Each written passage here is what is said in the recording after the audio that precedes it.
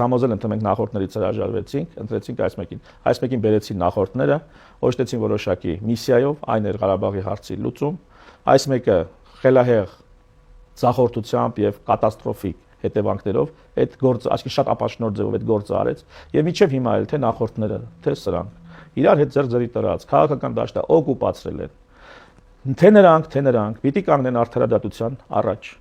Պիտի պատասխան տան անկախ դատարանների առաջ։ Եվ նրանք շատ լավ գիտեն, եթե Մանասյան Հայկի եւ համանման այլ տեխնացուների նման տղաներն ու աղջիկները եկան իշխանության, իրենք այդ պատասխանատվությանը ենթարկվելու են։ Եվ որպեսզի չենթարկվեն, իրենք կդերաբաշխում են արել, իբրև թե իրար չեն սիրում, իբրև թե իրար լարվածություն կա նույն կուսակցության մեջ, օրինակ Ալեն Սիմոնյանը եւ Հայկ Սարգսյանը իրար հետ լարվածություն կա։ Բայց նույն կուսակցությունից են։ Հիմա այս քաղաքական դաշտում Սերժ Սարգսյանական, Ռոբերտ Քոչարյանական եւ Նիկոլ Փաշինյանական ուժերը նրանք իրար մեջ լարվածություն ունեն, բայց նրանց ընդհանուր թշնամին հայ ժողովուրդն է։